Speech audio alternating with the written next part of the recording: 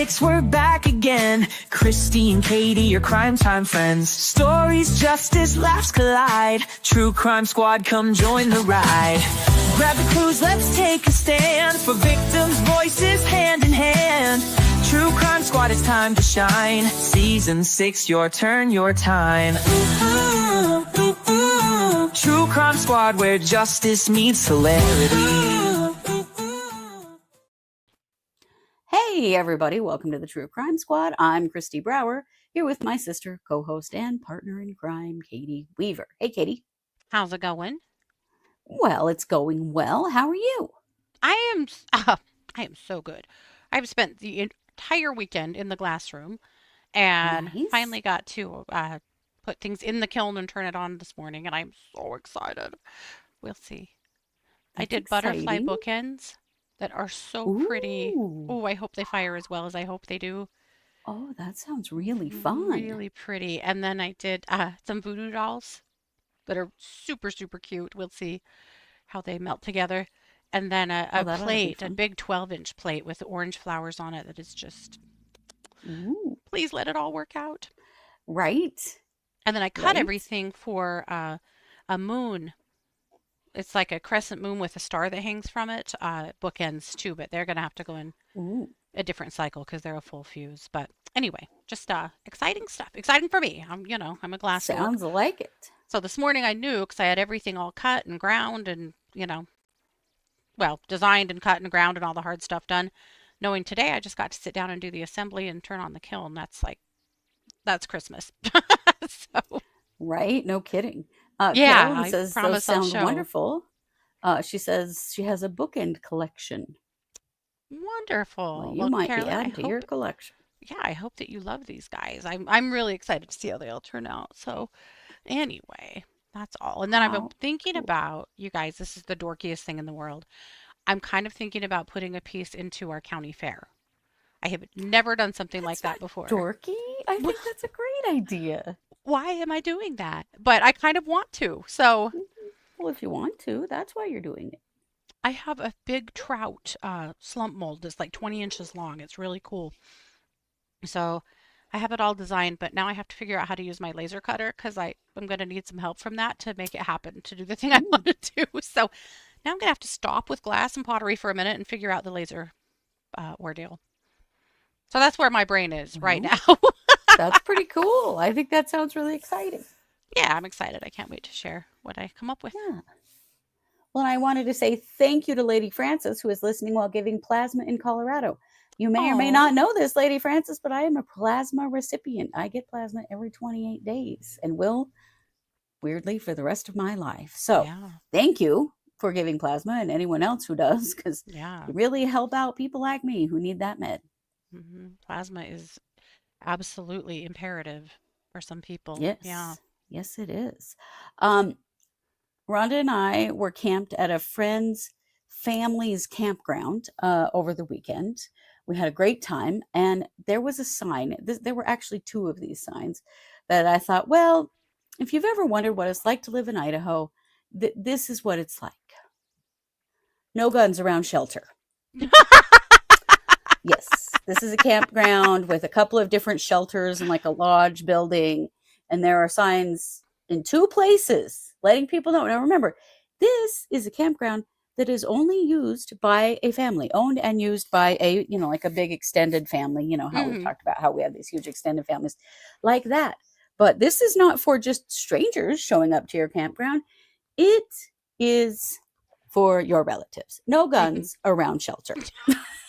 Oh, that's hilarious. Every time I walk past that sign, I laughed about it all weekend. But that really makes that makes me want for you to reach out to our friend that whose family owns this and find out why. What happened at the shelter? He said there are definitely reasons and that there were multiple incidents. What? So, oh my God. I don't know what that means, but I do know. Yikes. Cheryl says, I live in Idaho. It's kind of like that. Yes. Yes, it Indeed. is. That's wild. Well, and hi, Cheryl. That, welcome. Yes, welcome. With that, we've got some Lori Vallow news for you, but we need just a moment to get ready. Okay. I'll get ready on screen because Katie has to go look in the mirror to get her wig on, as we all know. Though I'm having trouble with my hat being straight today. I have a little spray bottle with me today. You might be wondering why, but you're going to soon learn why. Is it a wildly inappropriate reason? Yes, it is, because you're at the True Crime Squad, and that's what we do here. Pretty sure y'all know that, but just in case. Rack belt remote. I have it, but I don't actually need it today. It is something else that I need it for. And Katie actually asked me to bring a fire extinguisher. I couldn't find one, which is not a good sign. I don't have one in my house. Anyway, but what I do have is one of these. Well, Ms. Vallow, you have joined us. This hair is getting wilder and wilder, but here we are. Well, I think that just is the truth of the matter, right there, I don't even know what to do about it. It's just what it is. I think it's just great as it is. Well, as you know, Miss Vallow had filed for a new trial based on the fact that everyone's mean to her. Yeah, hello. Hand on hip, stomp of foot, you know. Mm-hmm. Supreme Court of the United States of Arizona. You need to help me out here. Mm-hmm. You know that thing. And so the state said, okay, cool. Well, we're going to need to see those medical records because you're saying that you were like super duper sick on the verge of death and we don't even know what's going on here. So we're going to need to see that. So Lori came back with a filing. Because I mean, she did. A handwritten, again, hand on hip, stamping foot filing. Oof. Uh-huh. And it's not just about the medical records, it's about everything yet again, because everyone has been unfair to Lori. I think we all know this by now. It is what it is. Mm-hmm. So here's what she said. The defendant, Lori Daybell, and Lori, if I might just stop you right there and ask you, can you please push a little harder with your pencil? Because it's always so light. Also, now you're an appellant. You're not a defendant. Just in case you were wondering. Yeah. Can't be a defendant if you've already been convicted of everything. She wants to stay a defendant forever. She's not done trying out for Dancing with the Stars quite yet. So, the defendant, Lori Daybell, hereby requests the court to grant the defendant's motion for a new trial. There is violations to the Fourth Amendment, violation of medical evaluation, lack of impartiality, and abuse of discretion. Yet again, denial of Rule 13.5 hearing, not releasing the jury from the admonition on the record, and allowing GSR and DNA evidence without sufficient foundation, and denial of right to confront witnesses, thus violation of due process. Brady rule, lots of underlines here. It's very important. Very important. Brady? Yes. Fry rule. I don't know what that is. ARS something. Bill of Rights. Junk science. Yes. Anyway, violations of a whole bunch of things. Yep. There's, of course, junk science. Newton's third law. Wow. Is this gravity or is it something else? I wasn't sure. Yeah. Good question. But lots of double underlines just in case anybody wanted to know. That's how much she means it. In the state's response, page 3 to 6 and 9 to 10, Ms. Trina K., Ms., acknowledges that the state is in possession of the defendant's medical, to which her colleague, Mr. Joseph Vigil, illegally obtained through MCSO Estrella Administration and CHS. Mr. Vigil produced on June 3rd, 2025. Mr. Vigil filed a response to the courts. Mr. Vigil did not, was it Mr. Vigil that did it? I wasn't sure. Did not obtain the results for the defendant's urinary tract infection. Oh no. Oh, Lori. Put out the fire! Okay. Wasn't very much water in here, but maybe you still got a little on the computer. That's not good. Oh no. Okay. All right, let me get back to that. Sometimes I have a hard time with her writing, to be honest. Oh, urinary tract infection because the test was sent to labs outside CHS and MCSO. It is loin fire, Jess. That's correct. This is the real loin fire. Therefore, the record was incomplete and incorrect, misdiagnosing the defendant's actual illness. Well, I'm going with it, Lori. Sorry, I'm definitely on. And frankly, some people when they get a urinary tract infection, it makes them act a little crazy. So maybe that's what's up with Lori, right? Maybe so. Okay. I'm Maybe back. she's had one for several years. Maybe. I don't know. I don't know if this bottle is going to be enough for that, but True. it's worth a shot. Hey, you might need a lot more antibiotics. Therefore, the record was incomplete and incorrect, misdiagnosing the defendant's actual illness. On June 8th, 2025, CHS informed the defendant antibiotics were given for treatment. On June 4th, MCSO Court Attorney Mr. Joseph Vigil, yet again, presented the defendant's medical records and evaluation to the courts and the public. On page 10, Ms. K states she had a viral infection and urinary tract infection. The judge ordered antibiotics. Therefore, Mr. Vigil misdiagnosis and incomplete record. Lori, it's just not that hard to write this correctly. It isn't. Also, the judge and the attorney diagnosed her? I don't think they did. Right. Jeopardized the safety, well-being, deceived and I think that says deceived or deprived and violated multiple statutory and constitutional rights of the defendants. You're Just only multiple. one person, We don't have honey. to list them all. Why does this say defendants? Or maybe it's her many personalities? I'm not quite afraid sure. at this point it is, yes. Yes.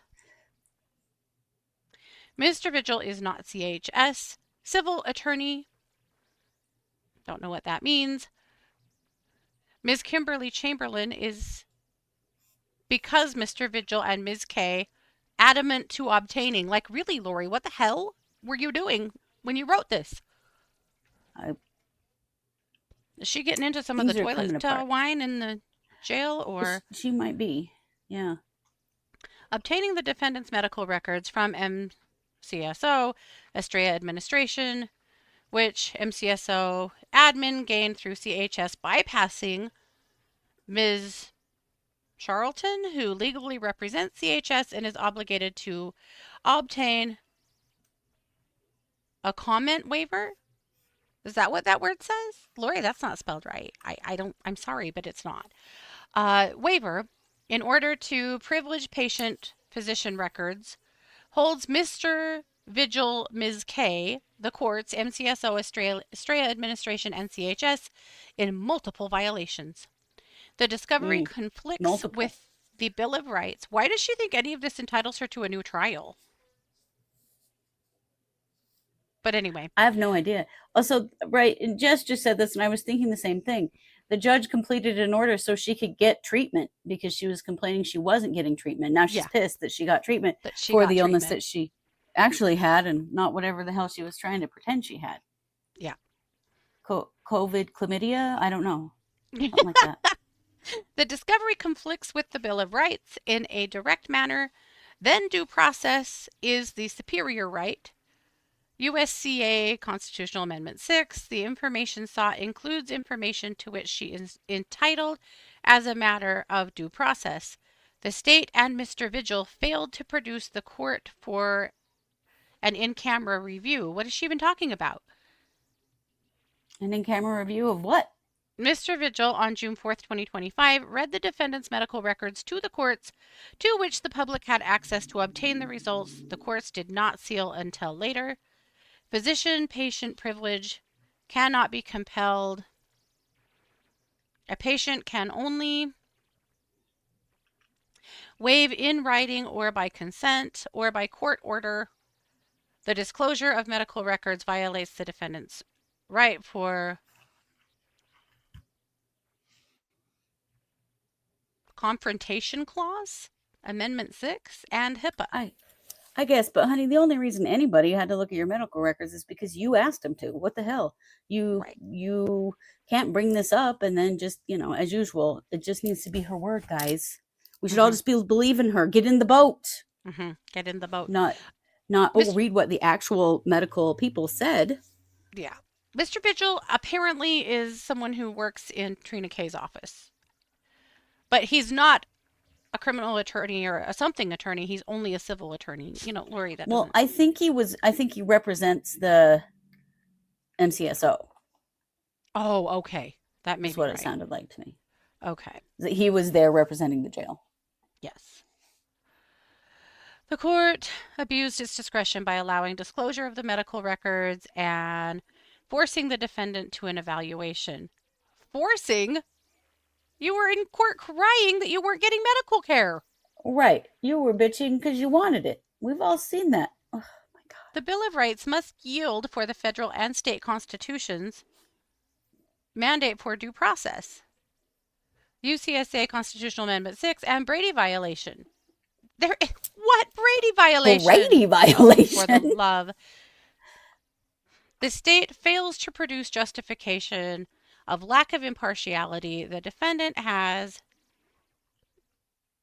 FTR to support the fact finding that the court supported the state's objections. The defendant was unable to exclude, and the state and the courts continued to state that she would open the door to her prior convictions. Oh, so we're moving on now to things she said in court? We must be, because I'm like, that doesn't have anything to do with this. Also, she told Nate she had the stomach flu. Yeah. She did not have the stomach flu. Okay. She's just making shit up. She was denied a sidebar, denied photos for presentation for cross-examination because the defendant's investigator with the case with the same symptoms as the defendant. So her investigator was sick. So that's the exhibits 192, 93, and 194, which are attached to defendant's motion as exhibit 12 or exhibit 2. Abuse of discretion. Denial of Rule 13.5 hearing. The court denied requests stating that the defendant was not entitled to a probable cause hearing. The state asked I'm getting out the remote for this one. To proceed with the aggravating factors. Legal suffocation. She deserves it for this. How many fucking times? Oh my God. You weren't entitled to that, Lori. You were never entitled to that. The legal sufficiency of an alleged aggravating circumstance allows the defendant to request a probable cause determination for alleged aggravators.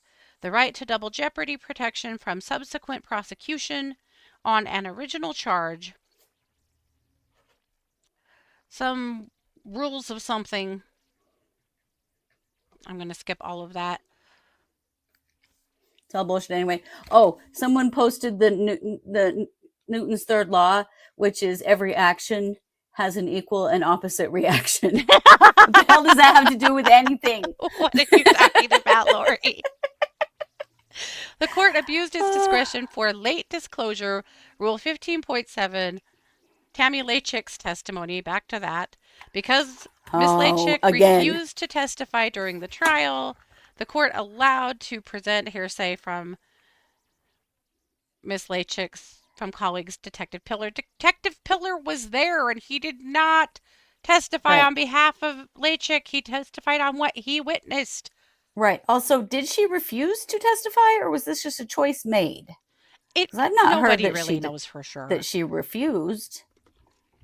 Right. I mean, in La La Land, right. Yeah, I guess maybe, I don't know. The state's presentation of expert testimony should have been excluded when back to this. When expert testimony is offered as evidence, the district court acts as a gatekeeper, excluding junk science. You mean like bamboo shirts? Is that the kind yeah, of like bamboo shirts. Science we're talking about?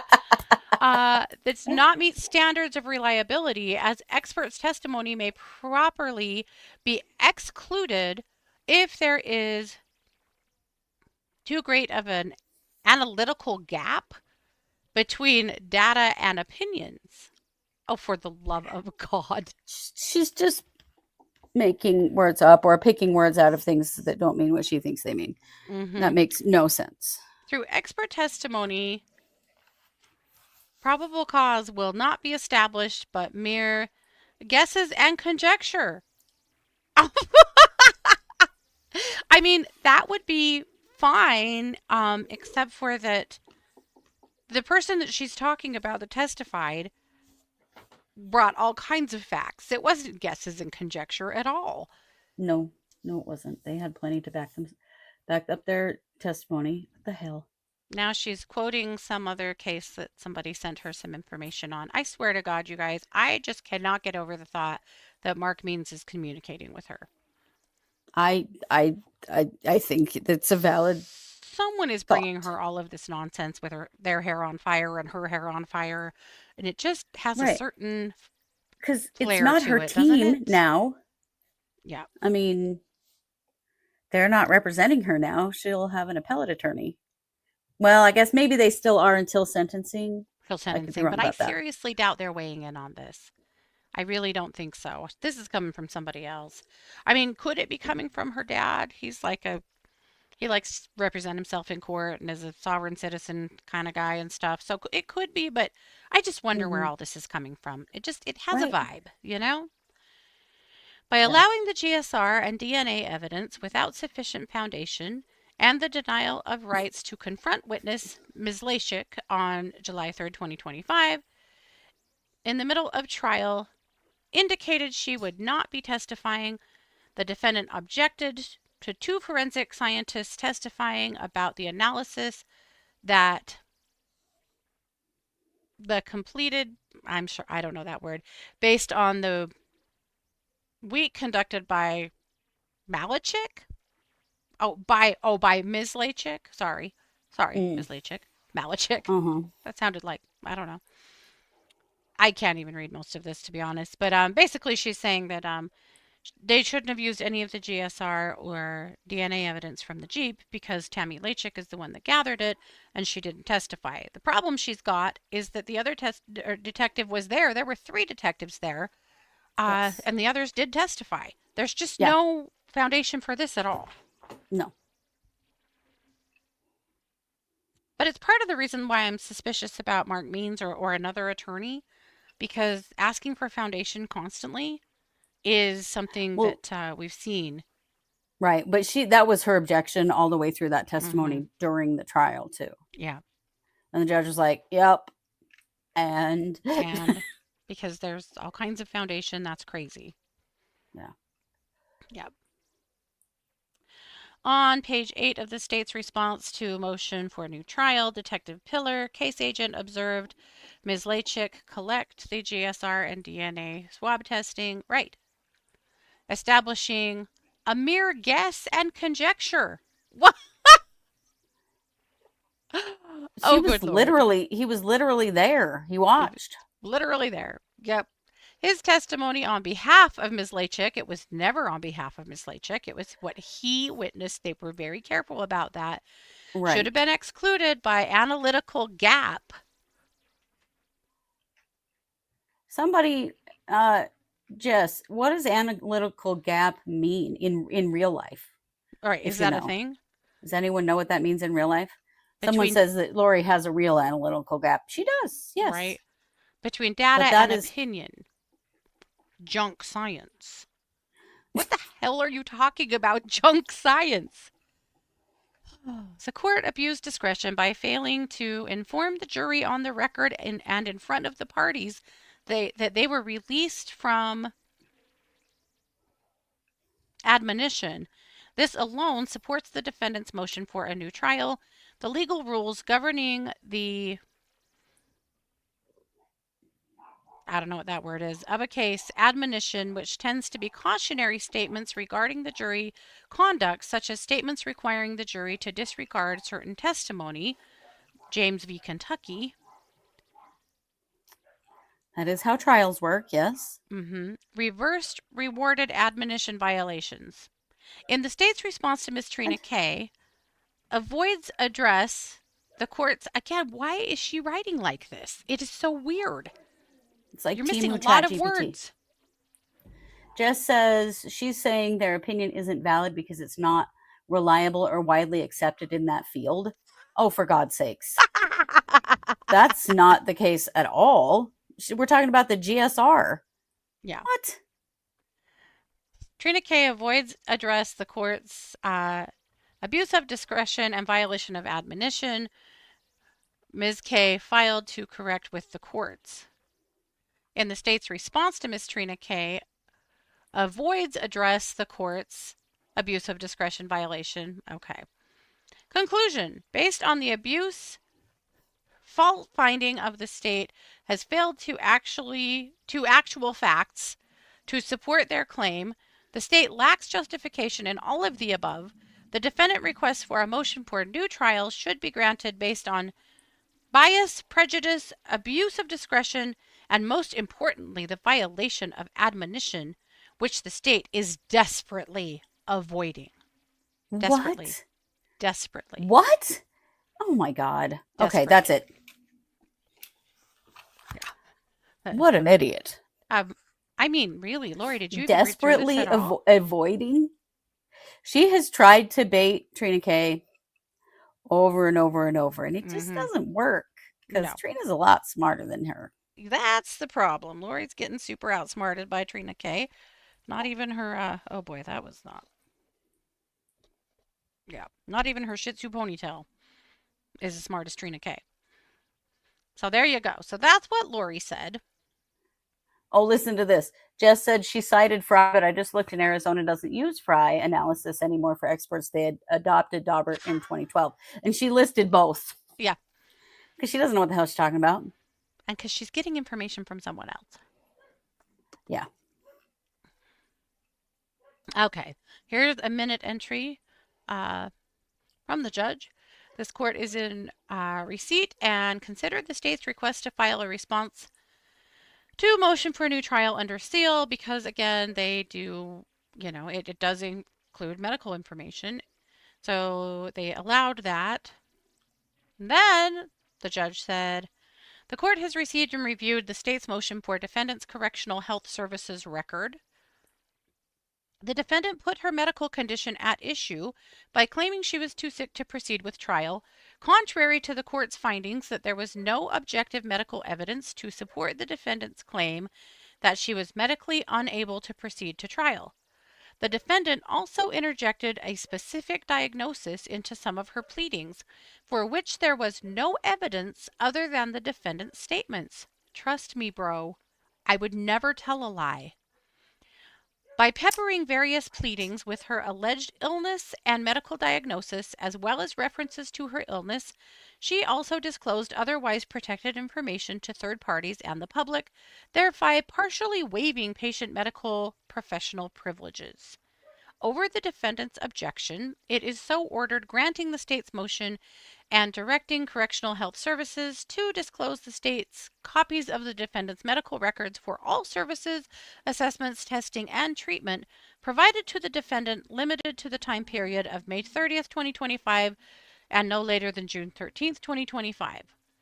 Basically, the judge is like, bitch, you already brought this in, so it's in. That's how it worked. Yeah. So there you go. That is exactly, yep, that's what's happening. So I mean, if did you she bring have it a up, burning UTI or didn't she? She was treated did for she one. have the stomach flu, as she said on her interview with Nate, that she was throwing up so terribly? She didn't The throw world up in may never court. know. They didn't have to run her out in the middle or bring her a trash can. She never threw up in court. They never did. No. It almost seemed like she was malingering. I don't know. I think I do know. I think I know too. Yeah. So with that, yeah. Right? Just said you don't get to bring something up and then deny the other side the opportunity to review your evidence or rebut it. Right. She just keeps wanting to kick the door down on stuff that she wants to talk about, but nobody else gets to talk about. And it's just not how it works. It just doesn't work like that. No. Yeah. So sorry, Lori, but this is all going to be denied too because you're just wrong. You're just wrong. Yes, you are. And sorry about that burning UTI. Sounds terrible. I hope. I mean, I hope. I'll give you a little spritz. No, I won't. Yikes. No, I won't. No. Not coming within 10 feet of that. Mm-mm.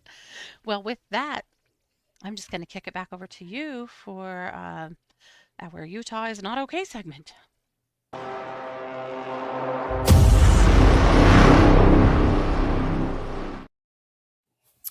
Well, friends, let's talk a little bit about this beautiful lady right here. This is Maureen Hunziker. And in 1986, February 25th of 1986, Maureen Hunziker was kidnapped from the gas station where she worked. And a man named Ralph Leroy Menzies kidnapped her, tied her to a tree, and slit her throat. Oh. It was an absolutely hideous crime. Oh, wow. She left behind a child. And this was in what year? This was in 1986. Okay. So the reason that we're talking about her in this case is because the man who killed her, Ralph Menzies, this is him right here, he is due to be executed by firing squad in Utah on September 5th. Mm-hmm. So we're going to talk about several things about this case, but at any point, I want to make sure that we remember that this is Maureen Hunziker. Yeah. And that she had a family, and that she lost her life because of this hideous human being. I do take issue what's happening with him now, not because of him personally, but simply because of the way the death penalty is being handled in the United States now. But this is Ralph Menzies.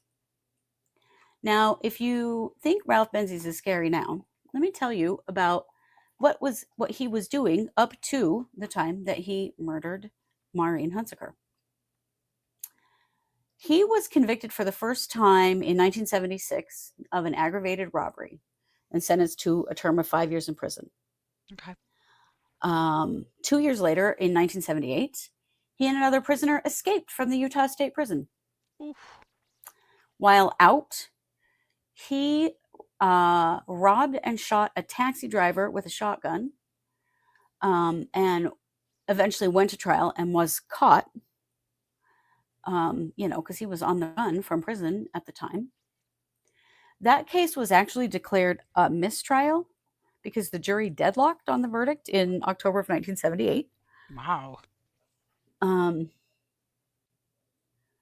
Later, he actually was convicted of another 5 years, 5 years to life in prison for aggravated robbery, in addition to a concurrent sentence of 1 to 15 years for escaping prison.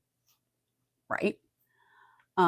He did file an appeal in 1980, in which he lost. And then in 1984, he was paroled. Wow. Why, with all of these charges, he was paroled, I don't know. Wow. In December of 1985, he was caught for theft of Christmas decorations, because this guy just couldn't help himself. Yeah. He pleaded guilty to quit. No. He pleaded guilty to attempted theft on February 10th, 1986, and he was scheduled for sentencing on March 11th, 1986. Oh my God. He was released on bail on February 20th of 1986. Why? Then on February, right? Had this guy not proven that he should not be out in public again? Whew. On February 26th, 3 days after he was released on bail, and only a short time before he was to be sentenced, he kidnapped and murdered Maureen Hunziker. Oh my gosh. She went missing from her job at a gas station in Kearns, Utah.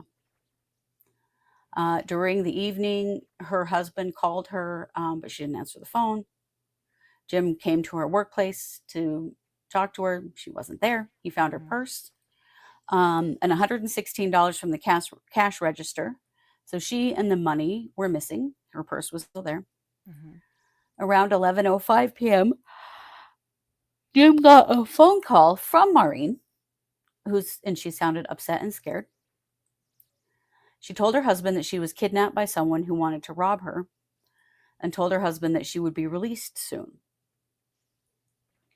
There was an officer who joined Jim for that phone conversation, heard her say that she was robbed. But the phone call was cut off before Jim and the officer could ask any other questions. Oh my God. So 2 days later, on February 25th of 1986, near the Storm Mountain picnic area in Big Cottonwood Canyon, really famous place in Utah, a hiker discovered Hunziker's body, her neck slit and her wrists covered with ligature marks, suggesting that she was tied up. There was a tree nearby with scuffed bark, and so they thought she had been tied to the tree. The autopsy report showed that she actually died of ligature strangulation, and that the slit throat was contributing, but she actually died of strangulation. Holy hell. Yeah. So the police were able to link Ralph Menzies to her murder because he got, caught for burglary again. And he had some of her ID cards and things that belonged to her with her name on them in his possession. Oh my God. A jailer found them in a laundry hamper in the changing room at the jail when he was screened to come into the jail. 2 high school students, Tim Larrabee and Beth Brown, also saw 2 people at Storm Mountain on the morning of February 24th after Hunziker's disappearance. And one of them matched Marion Hunziker's description. The other, they described as a white male with black curly hair and a beard, aged 25 to 36. Oh, I'm sorry. Weighed approximately 170 pounds and also 6'1", rough, and that basically fit the description of Menzies. He's got white hair now, but he did have black curly hair at the time. So they did get a hold of him, and this time they thought, well, maybe they better hang on to him. And so he did stand trial in February of 1988. He faced 1 count of aggravated murder and 1 count of kidnapping. And the Salt Lake prosecutors sought the death penalty. Sure. The prosecution, argued that he kidnapped and murdered her from her workplace in Kearns, Utah, and Big Cottonwood Canyon, obviously where they'd found her. They sought a conviction of first-degree murder. The defense argued that Menzies should be convicted of second-degree murder that did not carry the death penalty, after they made arguments to dispute the elements of the charge, where the existence of the robbery or kidnapping during the course of murder was required to make it a capital crime, except that is exactly what did happen. Right. He robbed her and kidnapped her, which made it aggravated murder. Right. The trial was a month long. They found him guilty of first-degree murder and aggravated kidnapping. He waived his right to be sentenced by the jury and allowed the judge to decide his sentence instead. The defense argued that Menzies should be spared the death penalty and handled a life sentence instead, as he was mentally ill and had abusive childhood and blah, blah, blah, blah, blah, all that stuff. The prosecution sought the death penalty, stating it was appropriate because Menzies had a long criminal history. There was little to no rehabilitative effect observed during his previous prison stints, because prison is known to be so rehabilitative. Right. And that he had continued to commit robbery even after being harshly dealt with by the law. I would not say he'd been harshly dealt with by the law. Right. He had gotten off pretty light for the things that he did, and then got off yet again was out for enough time to commit this murder in the first place. Yeah. So Judge Raymond Uno sentenced Menzies to death for the murder of Hunziker.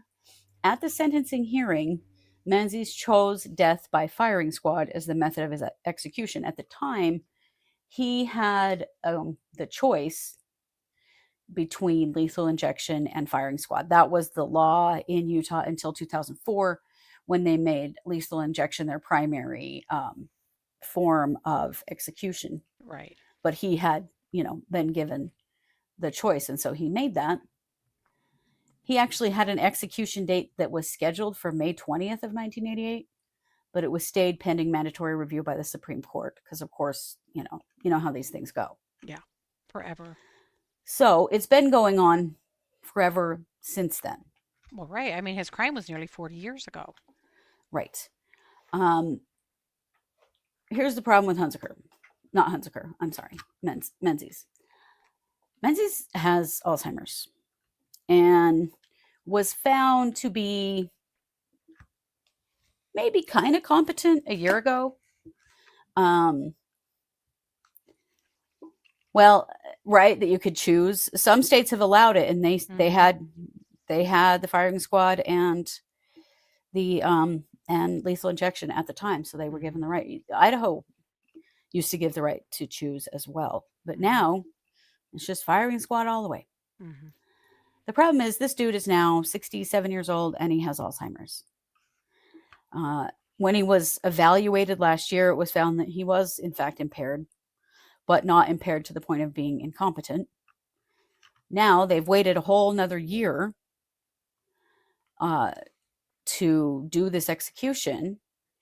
And now his defense team is saying that medically he has deteriorated. He shows up in court in a wheelchair. I have no idea what that means because we all know that can be a bunch of bullshit. Mm-hmm. He is also on oxygen, however. And they're saying that they want him to be reevaluated before the September execution date. Sure. Because they're still saying that he's not competent. Ugh. So, you wait this long. Right. This is what happens. Right.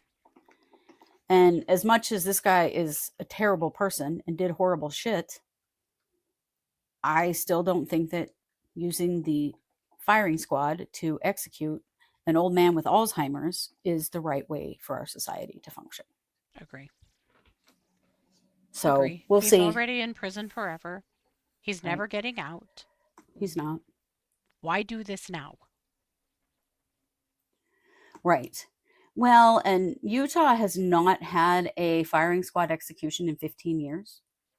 Oh. So there's been some question, about, okay, is Utah even set up for this? Are they ready to do something like this? We'll see, because it's still up to a judge whether he's going to be evaluated again or not. Mm-hmm. I was also reading about how they determine who is on a firing squad in Utah. And it is any post-certified peace officer. Mm-hmm. So it's basically police. Yeah. That do it. They have to go through a process to determine that they are skilled enough as a marksman. Mm-hmm.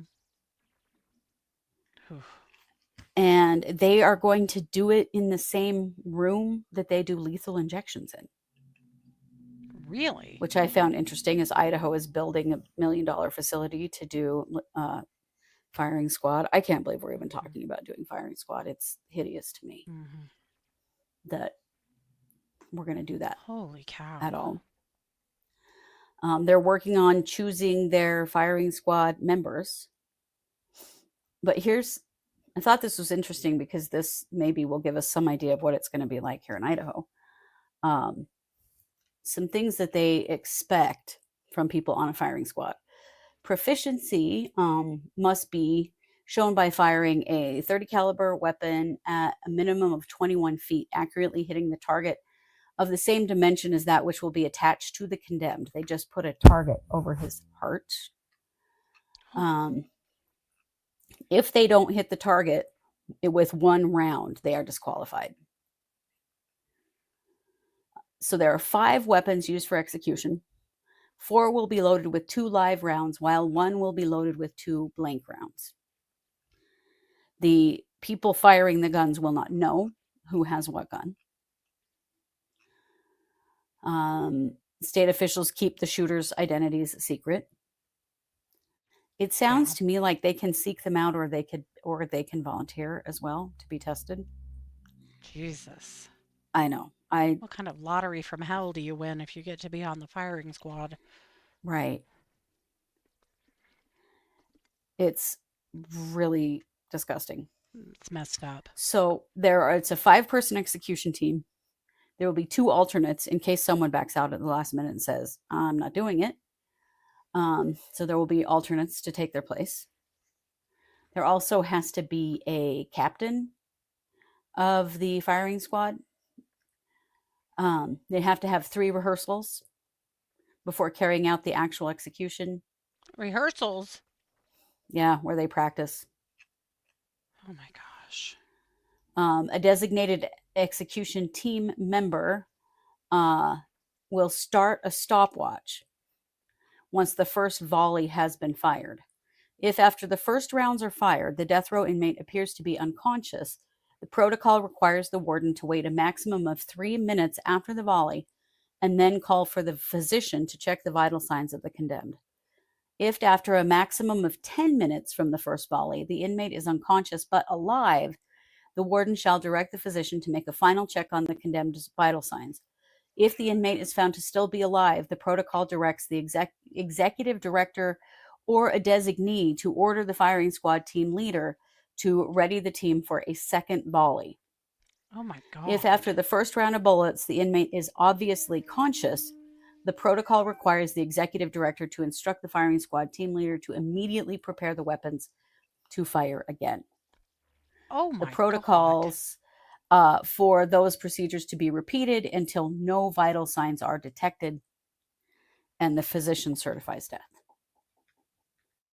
So you better hope they have excellent marksman skills. Holy crap. Yeah, because you could be unconscious for 10 minutes. Oh, and Guy looks older than and 67. also on the ground.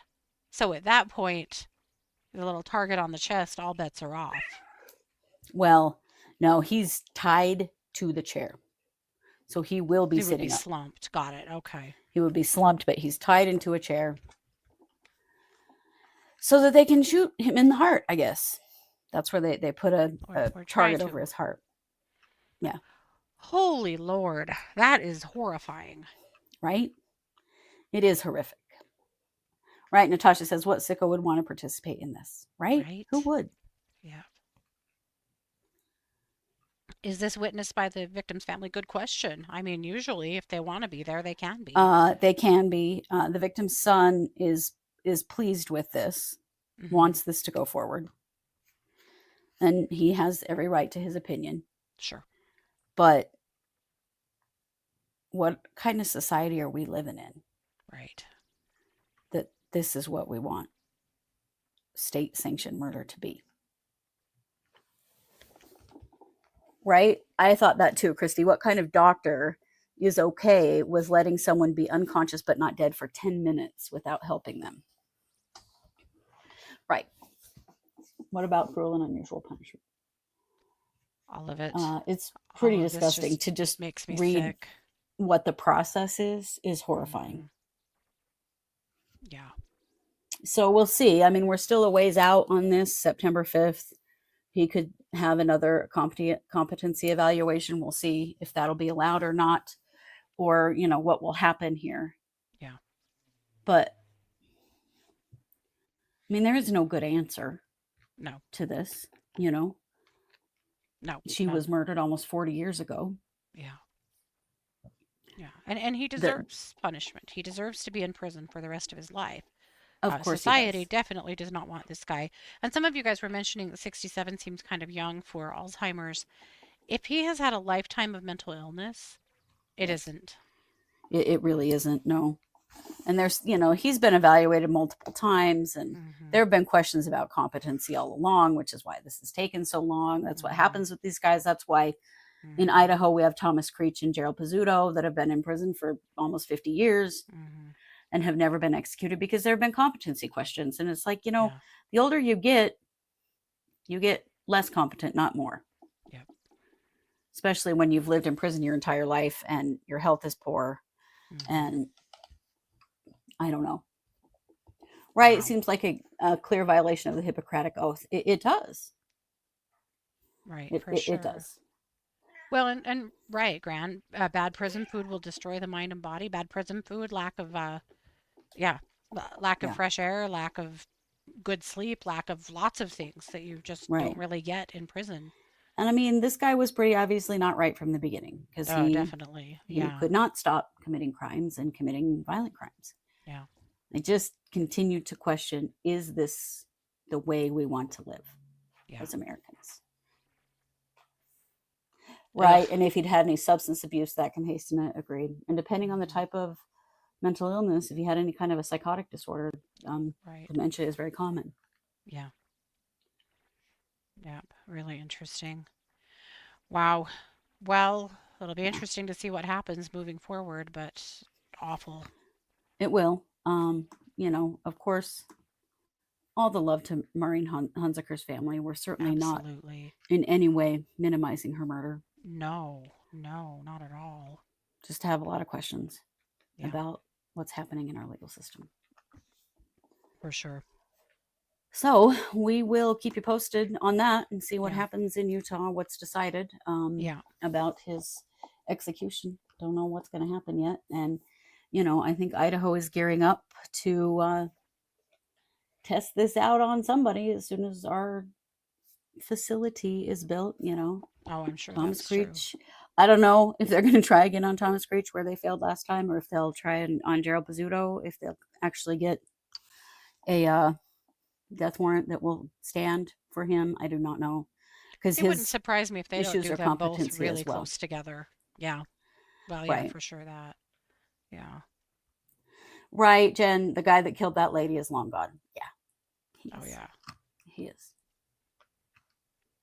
Whew. Yeah. Hmm.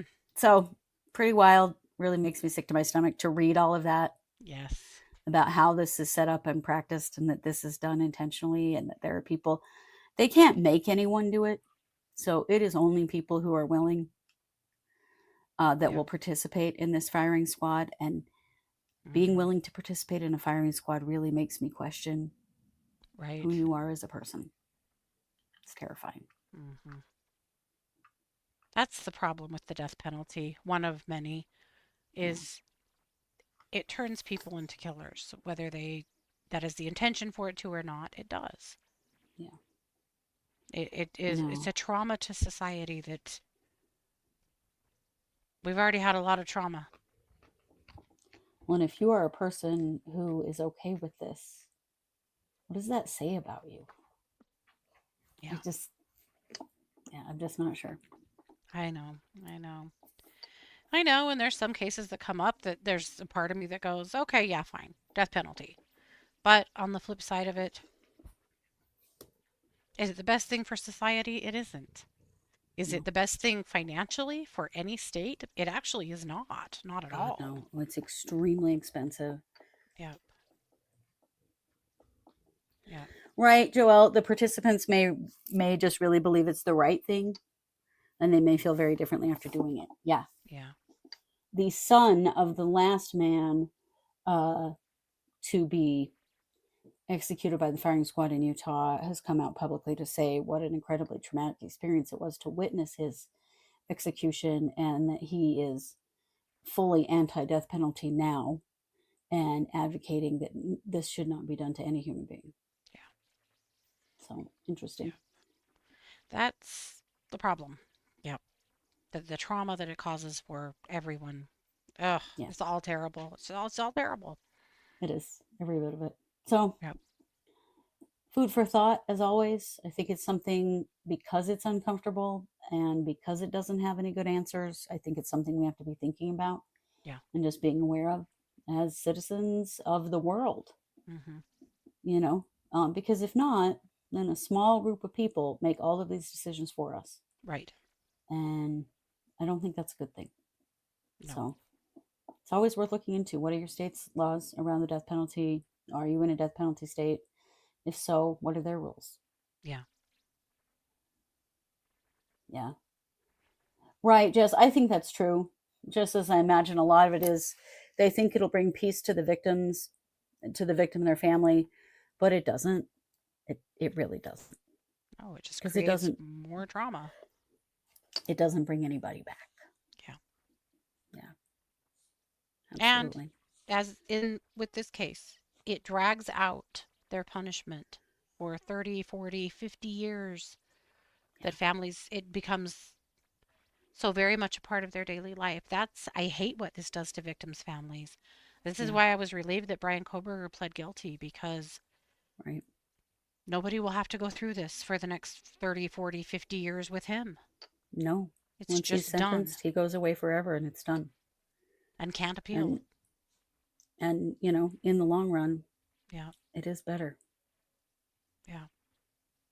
Yeah, right. Teresa said hangings used to be entertainment, including children. Who were we then, right? Good question. So were firing squads in the early Yes. days of the United States. Yeah. The fact that it was entertainment is Yeah. horrifying to me. I don't want to watch anyone die. I don't care who they are. I No. don't want to watch anybody die. No. Well, that's what we know. So, Lori Vallow, she'd be wildin'. And Utah be wildin' too. Yes. Yeah. Hey, Yeah, watch absolutely. party this week. Yes. So watch I don't for know that what it's going to Wednesday. be on, Oh, but we'll we'll let you know figure it out. tomorrow. Yeah. Yeah. Also, tomorrow, opening statements for James Craig. Fucking finally. They sat a jury today. Yep. But Yep. do we know what time? It appears we don't. No. No. Because the courts are being real dickbags about They this have whole been situation. so dodgy about this case. It's just wild. But they did tweet this earlier today. They said a jury has been seated, and the jury was sworn in just after 5 p.m. this evening. Opening statements will occur tomorrow morning. So, trying desperately to find who the pool camera is, or if there even is one. Because the news, what is going on with the news in Colorado? This case is huge. This case has so many crazy twists and turns.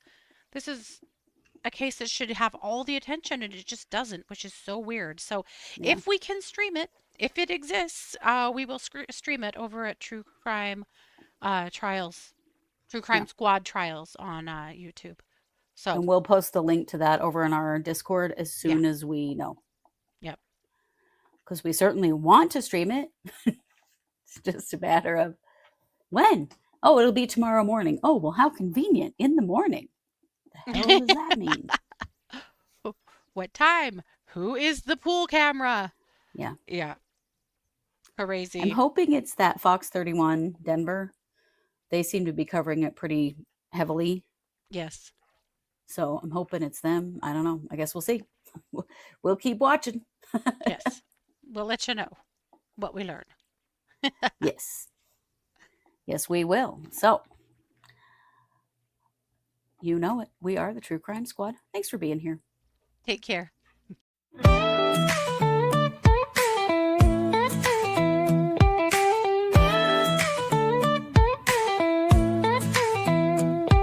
Season 6, we're back again. Kristi and Katie, your crime time friends. Stories, justice, laughs collide. True Crime Squad, come join the ride.